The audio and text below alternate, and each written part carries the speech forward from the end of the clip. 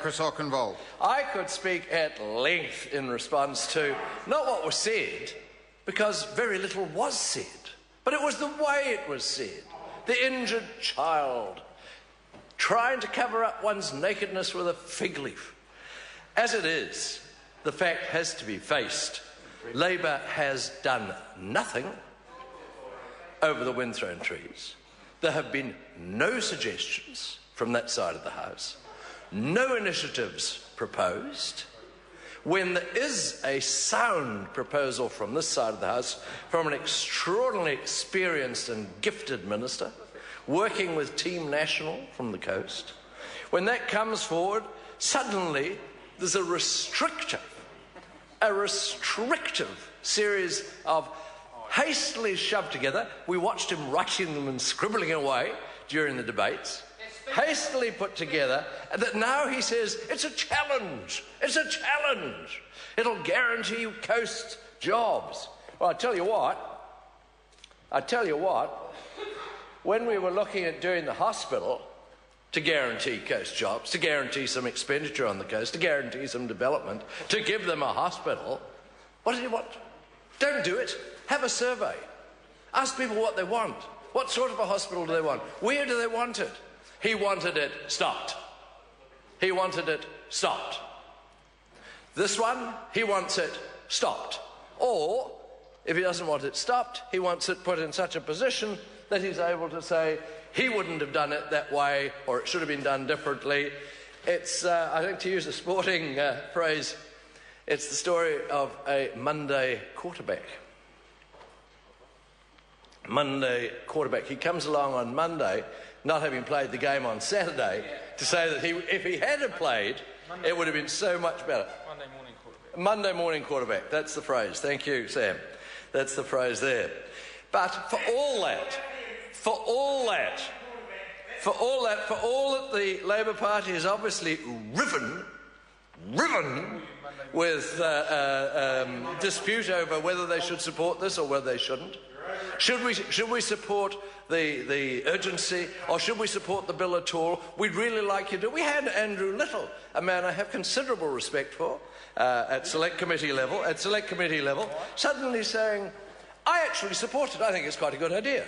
Is he going to vote for it? No. Apparently not. Someone's voted for it from over there. Gaggle, is I believe the expression for Mr. O'Connor. And I think the bill will go fairly well. It is an embarrassment for Mr. O'Connor, but he's practised. He's done this before.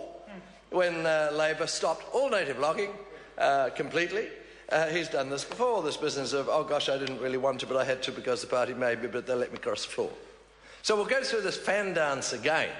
It won't effectively make much difference, but it will, I think, the wonderful support and direction that the national team is the national-led government is going in will see the recovery of this timber. And for all that they go on about party leaders and Dr. Smith going down to the coast, I would encourage people to go down. I know Minister Goodhue's been down there. I forewent, this will interest you, I forewent the opportunity to go duck shooting so that I could go with the minister to look at the squashed forest. It is an horrendous sight to see the native forest laid so low. It is, it really is. And we heard a very interesting perspective from the Maori Party, which I found personally very interesting and quite moving. And it is quite moving to see these logs, to see these trees.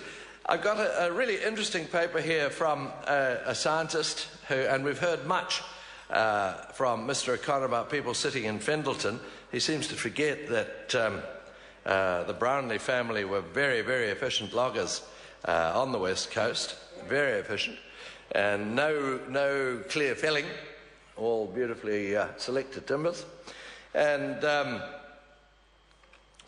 we've heard how apparently we sit in city places not knowing what we're talking about. But I do have a paper here from a forester, from a scientist who spent 40 years on the coast and is very, very familiar with the forest there.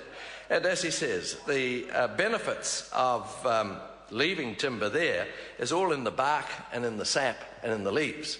The trunks, the butts of, say, a rimu will probably last 100 years just slowly decaying. So they might as well come out, be used. They won't be contributing a great deal to the flora and fauna. And it is beautiful wood, beautiful wood. I had some experience pulling logs, working with the people who pull logs out of Lake Brunner. They've been in there 60 years. The timber was in perfect condition. Perfect condition. Mr. Speaker, I fully support this bill. Thank you. Honourable Ruth Dyson. Thanks very much, Mr. Speaker. I'm not quite sure what the member